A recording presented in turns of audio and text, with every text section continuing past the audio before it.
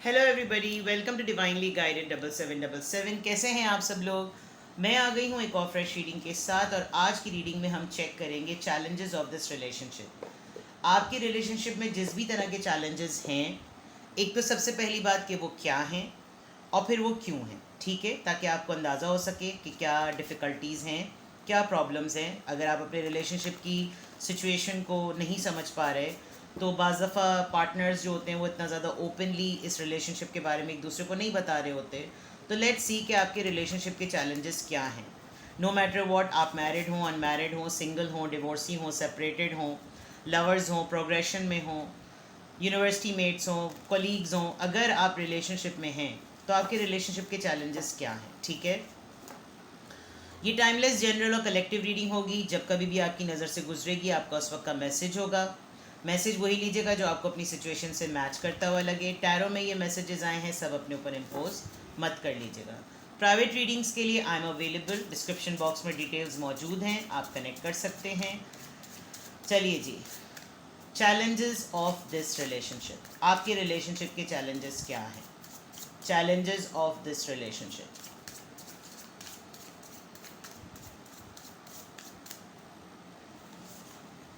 दो कार्ड्स आना चाह रहे हैं। 5 of Wands,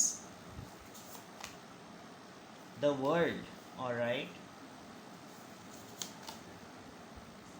10 of Pentacles। एक तो रिलेशनशिप में सबसे बड़ी बात, पेज ऑफ सॉर्ड्स। आपके पर्सन चाहे मेल हो या फीमेल, इनकी फैमिली इनको इतना सेंसिबल और इतना मेच्योर और सीरियस नहीं समझती।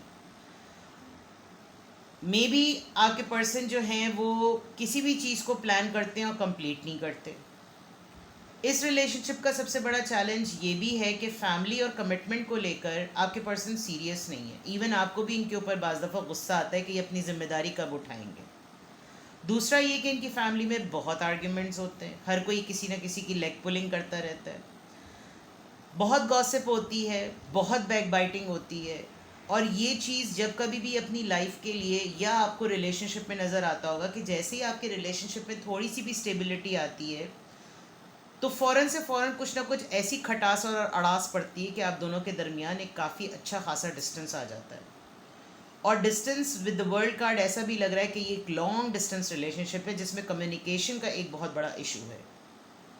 दूसरे एंड पर अगर मैं देखूं तो आप इसमें अपनी फैमिली बना भी नहीं पा रहे, फैमिली को जोड़ भी नहीं पा रहे, फैमिली को प्रोग्रेस भी नहीं कर पा रहे, फैमिली के लिए कुछ और कर भी नहीं पा रहे। बिकॉज जब कभी भी ये दो चीज़ें आपके रिलेशनशिप में सबसे बड़ा चैलेंज रिजॉल्व नहीं होगा, आप कभी भी इनकी तरफ से कोई सीरियस अटेम्प्ट नहीं दे सकते। With the page of swords ये बहुत ज़्यादा चीज़ों को एक्सप्लोर करते रहते हैं। ये आपके ऊपर चेक एंड बैलेंस रखते भी बहुत ज़्यादा हैं और बिल्कुल इग्नोरेंस भी शो करते हैं। ऐसा भी लग रहा है कि आपके रिलेशनशिप का सबसे बड़ा चैलेंज ये है कि आप लोगों के ऊपर बहुत सारे लोग नज़र रखते हैं, क्या कर रहे हैं, क्या खा रहे हैं, क्या पी रहे हैं, क्या बैठ रहे हैं, ये किया तो कैसे किया, ये पहना तो कैसे पहना, ये चैलेंज, ये चैलेंज, ये बात, इस पे टोक, ये कैसे आया, कहाँ से आया, किसने दिया। इतनी ज़्यादा आप लोगों के ऊपर नज़र है, जो कि मुझे ऐसा लग रहा है आप लोग अपनी हर चीज़ को सोशल मीडिया पे बहुत ज़्यादा या तो शो करते हैं, इंस्टाग्राम पे, फेसबुक पे, व्हाट्सएप पे। अगर आप अपनी एक्टिविटीज़ को बहुत ज़्यादा लगाते हैं तो कोशिश करें ना लगाएं, क्योंकि उसकी वजह से ये होता है कि आप दोनों में से किसी एक के ऊपर प्रेशर ज़रा ज़्यादा आ जाता है। थोड़ा सा अपने आप को सीक्रेट और प्राइवेट रखें। खैर, एडवाइस और गाइडेंस मैं एंड में दूंगी, लेकिन आपके रिलेशनशिप का सबसे बड़ा चैलेंज ये आ रहा है कि मुद्दई सुस्त गवा चुस्त। आपके रिलेशनशिप में आपके पार्टनर के ऊपर अपनी सोच कम है और दूसरों की अप्लाई की भी ज़रा ज़्यादा है। मैं अगर देखूं तो ये दुनिया के में बैठे हुए किसी कोने हुए इंसान से ज़रूर मशवरा कर लेंगे, लेकिन नहीं डिस्कस करेंगे तो आपसे डिस्कस नहीं करेंगे।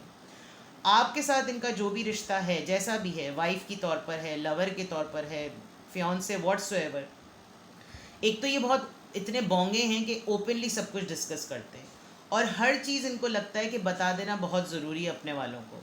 और फिर उसके बाद जो फड्डे होते हैं, जिस तरह की टोक लगती है, उसमें फिर आपको होती है बहुत ज़्यादा इरिटेशन कि ये अपने पेट में कोई बात रखते क्यों नहीं है। तो आपकी रिलेशनशिप का सबसे बड़ा जो चैलेंज अभी मुझे नज़र आ रहा है, आप दोनों के दरमियान कम्युनिकेशन गैप और long distance. Because with the world card या तो ये ट्रैवल बहुत करते हैं या ये चंक्स में ट्रैवल करते हैं, आते हैं एक फ़ेज़ में, थोड़े दिन रुकते हैं, चले जाते हैं, जो कि नॉर्मली होता है। मे बी आप दोनों डिफरेंट टाउन्स या डिफरेंट सिटीज़ में काम करते हो, आना जाना इनका इतना लगा रहता है। और with the page of swords नज़र इनके ऊपर पूरी है, आप भी इनको फुल फ्लैग चेक करते हैं क्योंकि आप देख सकते हैं इन दो कार्ड्स को कैसे क्लैरिटी के साथ ये आउल जो है वो इस पूरी पेंटिकल्स को देख रहा है। और 10 ऑफ पेंटिकल्स फैमिली का, कमिटमेंट का, सेटलमेंट का कार्ड होता है। तो दैट मीन्स आप लोगों की फैमिली पर, आप लोगों की सेटलमेंट पर, आप लोगों के रिलेशनशिप पर ठीक ठाक लोगों की नज़रें हैं। ठीक है, लेट्स सी मोर आपके रिलेशनशिप के challenges.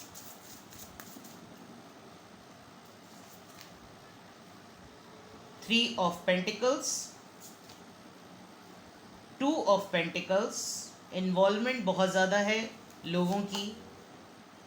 4 of cups, cancer, Scorpio, Pisces.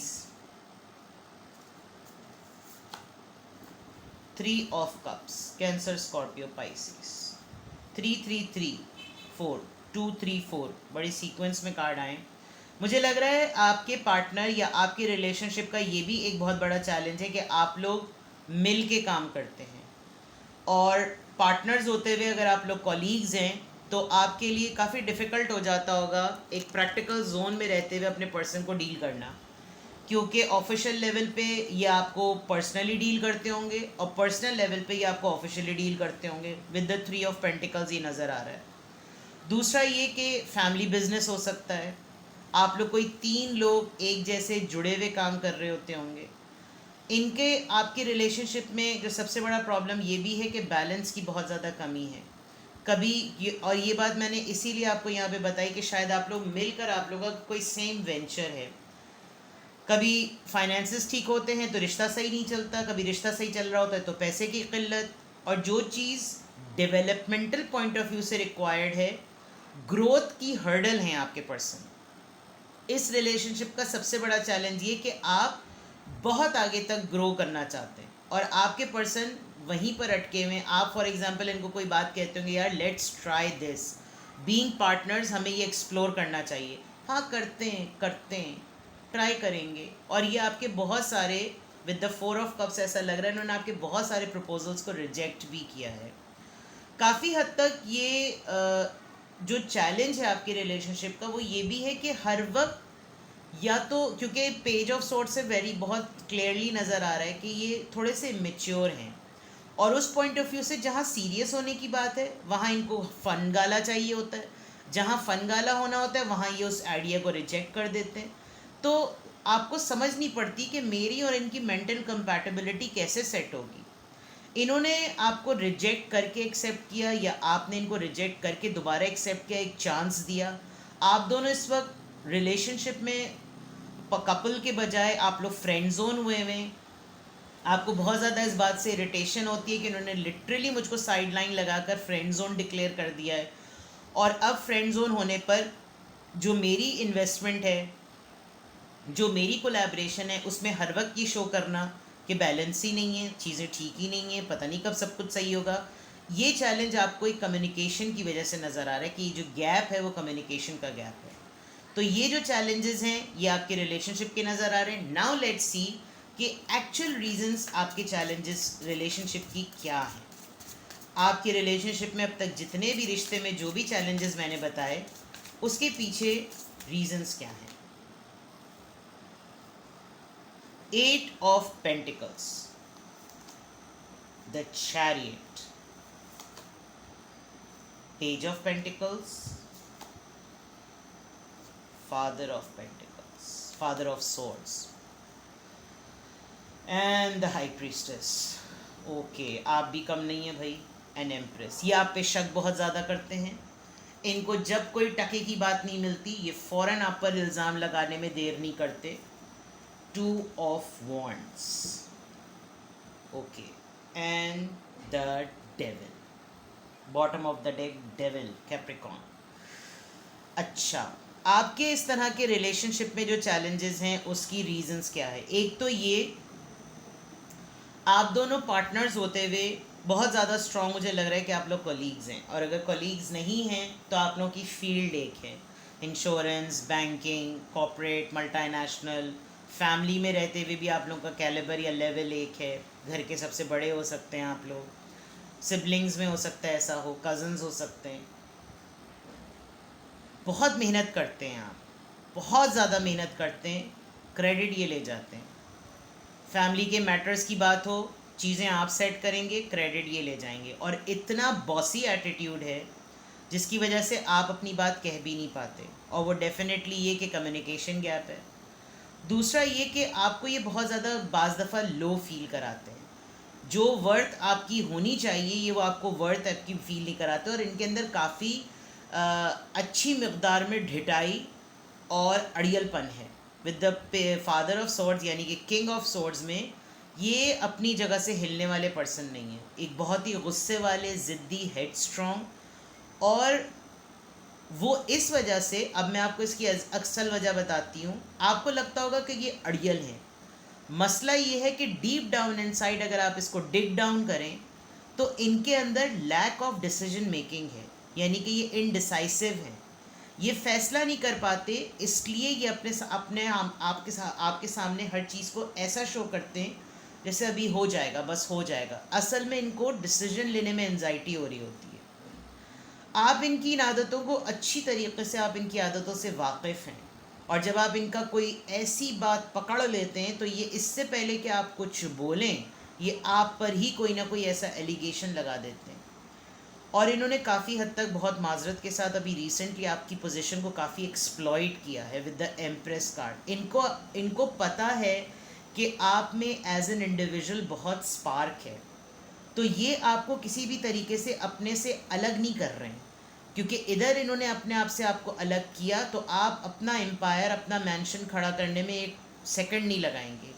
इन्होंने आपको अटकाया हुआ बहुत है, शो करते हैं जैसे आपके लिए कटे मर्रे पड़ रहे हैं, लेकिन प्रैक्टिकली आपको ये चीज़ें नज़र नहीं आती। हो सकता है आप लोगों के दरमियान, आप लोगों की इंटीमेसी लाइफ बहुत एक्टिव हो या बिल्कुल डल हो, लेकिन आपको अपना आप इनके साथ बंधा हुआ फील होता है, क्योंकि आपकी पूरे रिलेशनशिप के चैलेंजेस में जो रीजंस की बॉटम ऑफ द डेक आया वो डेविल आया है, यानी कि बहुत ही नेगेटिव एनर्जी अननेसेसरीली अपने साथ टैग्ड किया हुआ है, अननेसेसरीली अपने साथ बांधा हुआ है, जो कि एक बहुत ही अजीब सी बात है। I mean you don't feel good, आप रिलेशनशिप में रहते हुए भी टॉक्सिक फील करते हैं, फंसा फंसा फील करते हैं, क्योंकि आपको क्रेडिट ही नहीं मिलता, ना पार्टनर होने का क्रेडिट मिलता है, ना एफर्ट का क्रेडिट मिलता है, और सारा क्रेडिट भी ये ले जाते हैं। और प्लस जब आपकी कोई बोलने की बारी है तो कोई ऐसी इल्ज़ाम तराशी कर देना जिसके अंदर आपको बहुत ज़्यादा, आप लिटरली हर्ट हो जाएं। तो जो आपके रिलेशनशिप के चैलेंजेस हैं वो ये हैं, और उनके पीछे रीजंस ये हैं। लेट्स सी मोर आपके रिलेशनशिप के challenges.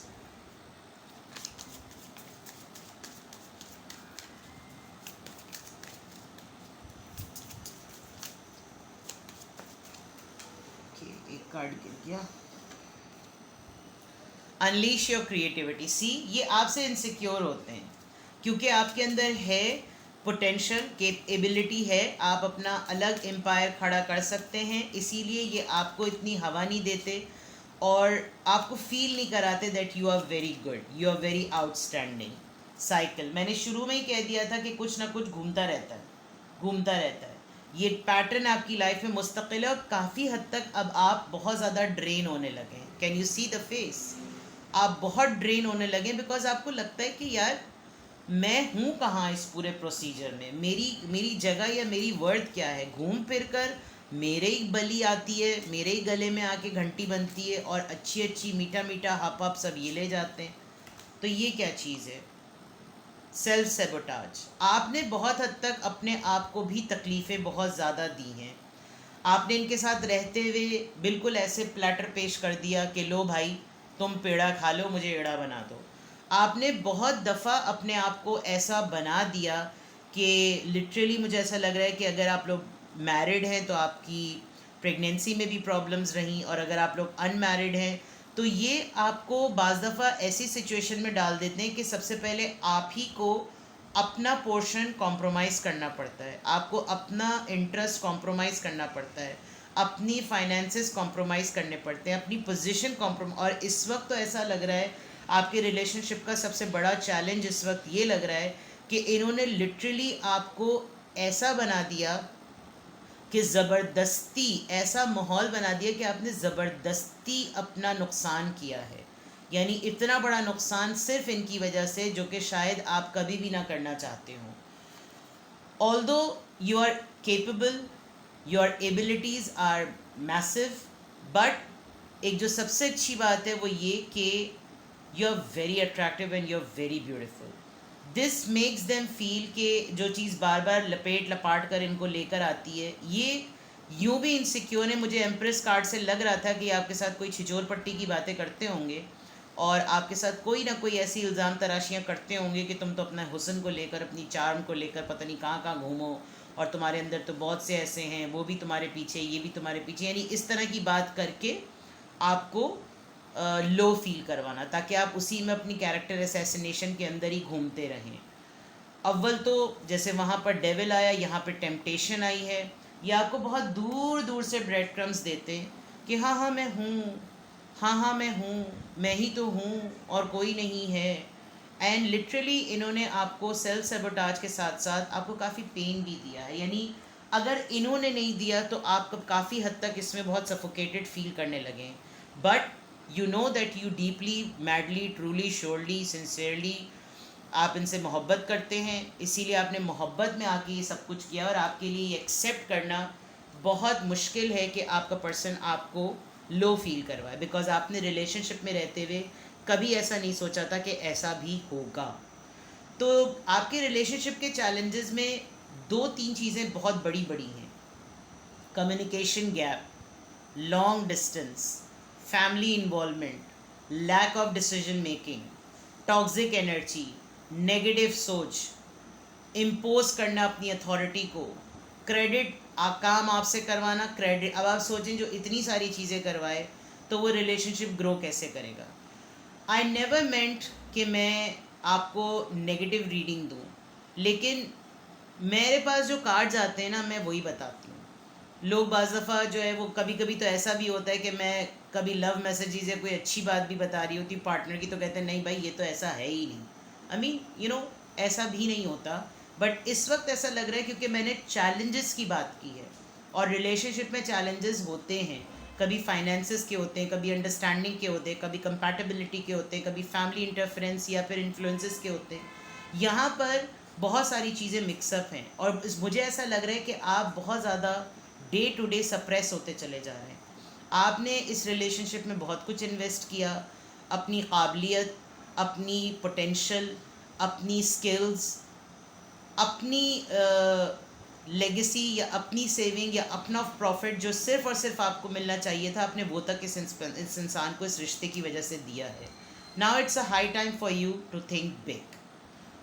It's the matter of your decision, it's a matter of your mental capability. आप किस तरीके से इस रिश्ते को समझते हैं और किस तरीके से लेकर चलते हैं. अगर आपने इसी तरह रुलना है तो रुलते रहिए, लेकिन अगर इस रीडिंग से आपको होश के नाखून मिलते हैं तो अपने लिए स्ट्रैटेजी बनाइए. कोई एडवाइस चाहिए हो तो आप प्राइवेट रीडिंग ले सकते हैं, और अपना बेहद ख्याल रखिए. Bye bye.